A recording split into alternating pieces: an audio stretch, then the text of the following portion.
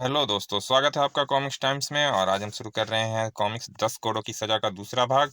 और अभी तक आपने हमारे चैनल को सब्सक्राइब नहीं किया तो प्लीज़ सब्सक्राइब कर दें ताकि हमारे नए नए अपडेट आप तक तुरंत पहुंच सके। चलिए शुरू करते हैं बिना समय गंवाए।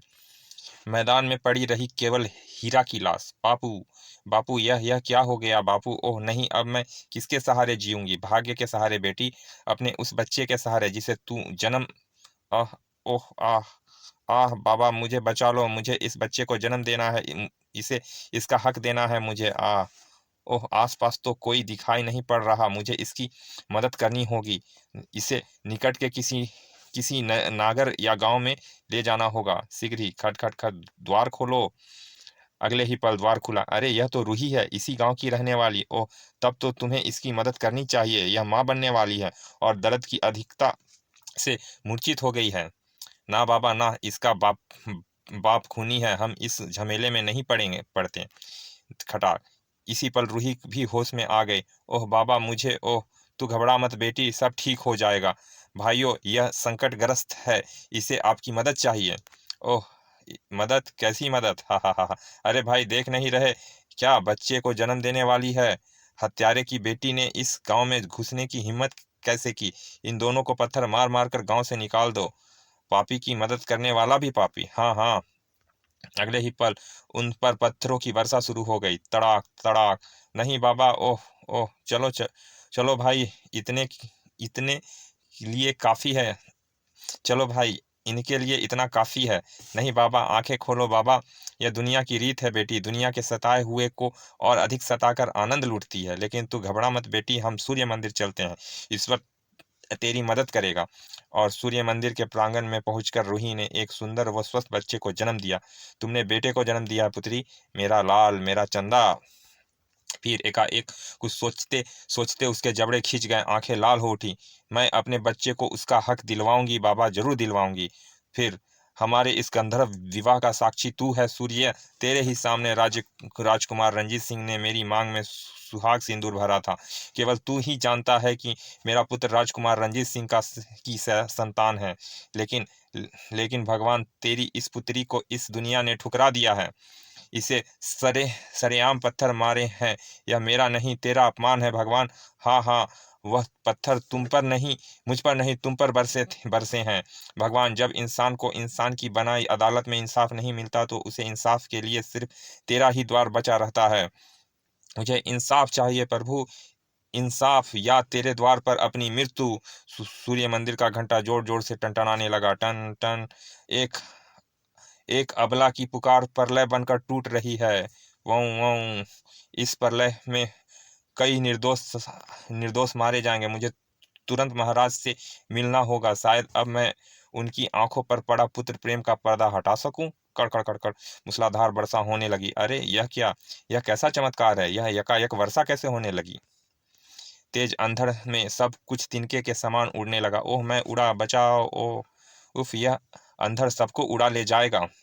भागो, किसी सुरक्षित स्थान पर शरण लो। कड़कड़, आई बचाओ। मूसलाधार वर्षा से कई मकान रेत के ढेर की तरह भुरभुरा कर गिर पड़े। ब्रुम, वुड़ुम, बड़ाम। ओह, यह तो प्रलय के लक्षण हैं। हाय मरा, बचाओ। आई। उधर राजमहल में अफरा तफरी मची हुई थी। क्या कह रहे हो महामंत्री? नदी पर बने नगर के एकमात्र बांध को खतरा उत्पन्न हो गया है? जी हाँ महाराज, अगर वर्षा इसी वेग के साथ जारी रही तो पानी का बोझ ना संभाल पाने के कारण बांध टूट जाएगा। और अगर बांध टूट गया तो क्या होगा? भयानक तबाही व बर्बादी, यहाँ तक कि राजमहल भी नहीं बच पाएगा। नहीं, ऐसा नहीं हो सकता। कुछ करो महामंत्री, यह बांध टूटना नहीं चाहिए और पल पल की खबरें हमें मिलनी चाहिए। जी महाराज, जल्दी करो सारथी, रथ को बांध की तरफ ले चलो। उफ, ऐसा प्रलयंकारी तूफान तो आज तक ना ही देखा ना सुना। ठीक उसी पल उछल पड़े महाराज। टन टन, फरियादी घंटे की आवाज। द्वारपाल, तुरंत जाकर देखो कि फरियादी घंटा कौन बजा रहा है। जो हुकुम महाराज। थोड़ी देर बाद। महाराज, आप स्वयं ही चलकर देख लें, वह सन्यासी तो अपना और अब उस लड़की का परिचय तक किसी को नहीं दे रहा। ओह ठीक है, हम स्वयं देखते हैं। ठहरिए बाबा। ओह महाराज, इस समय पूरे राज्य पर प्रलय मंडरा रही है, सैकड़ों प्राण संकट में है। विपत्ति की इस घड़ी में आप फरियादी घंटा क्यों बजा रहे हैं बाबा? क्या दुख है आपको? वो राजन, अगर मैं कहूँ कि इस प्रलय का कारण आप हैं तो कोई जवाब है आपके पास? हम हम समझे नहीं, आप कहना क्या चाहते हैं बाबा? महाराज, आपको याद होगा कि कुछ दिन पूर्व आपने हीरा सिंह नामक एक बूढ़े को 10 कोड़ों की सजा दी थी। 10 कोड़ों की सजा, हाँ हाँ, दी थी। उसने हत्या जैसा गंभीर अपराध किया था।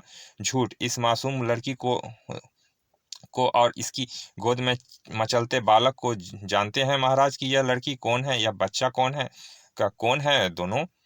यह लड़की उसी हीरा सिंह की पुत्री रूही, रूही नाम है इसका। नहीं, इसी के कत्ल के इल्जाम में आपने उस निर्दोष बूढ़े हीरा को सरेआम 10 कोड़ों की सजा दी थी।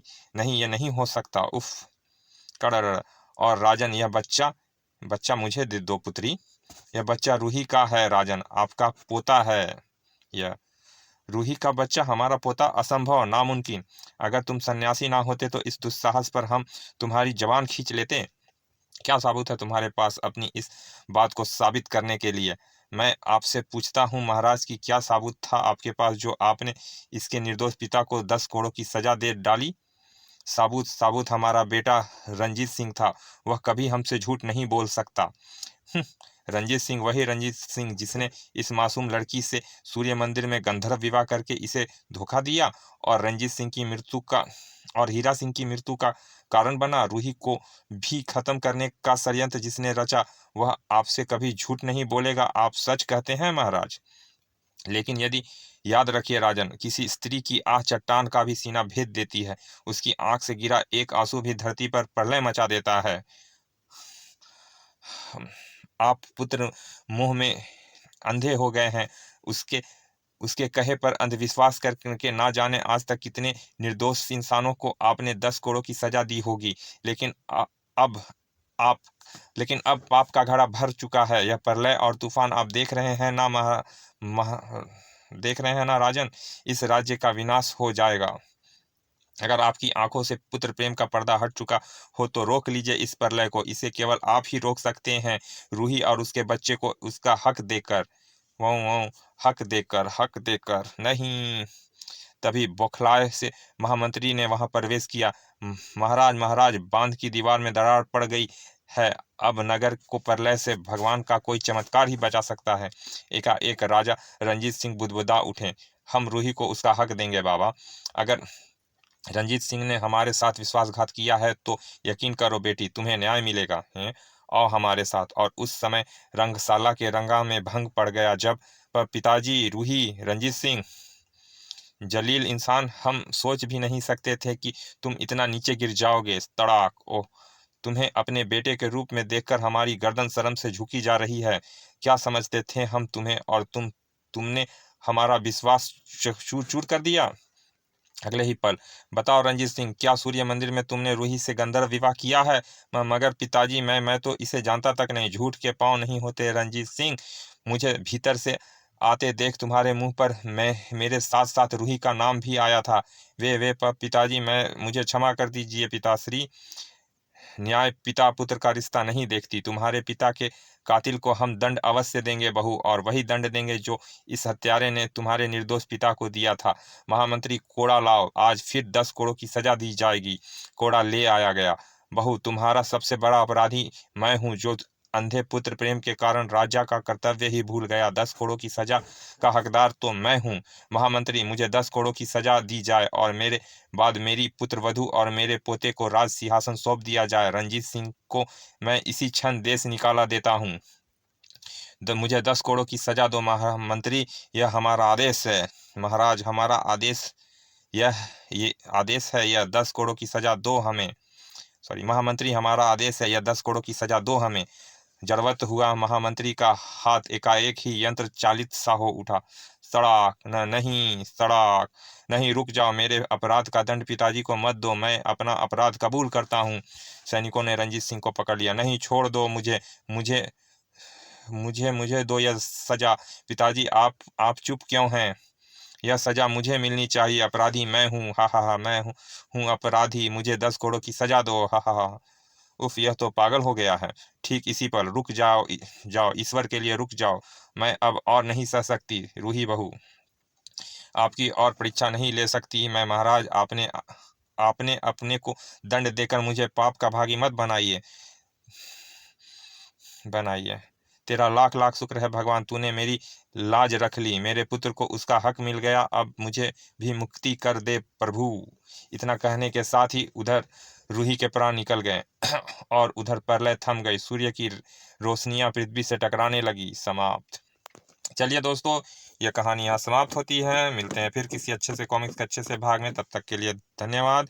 और अभी तक आपने हमारे चैनल को सब्सक्राइब नहीं किया तो प्लीज़ सब्सक्राइब कर दें। चलिए मिलते हैं फिर किसी अच्छे से कॉमिक्स के अच्छे से भाग में। तब तक के लिए धन्यवाद। समाप्त।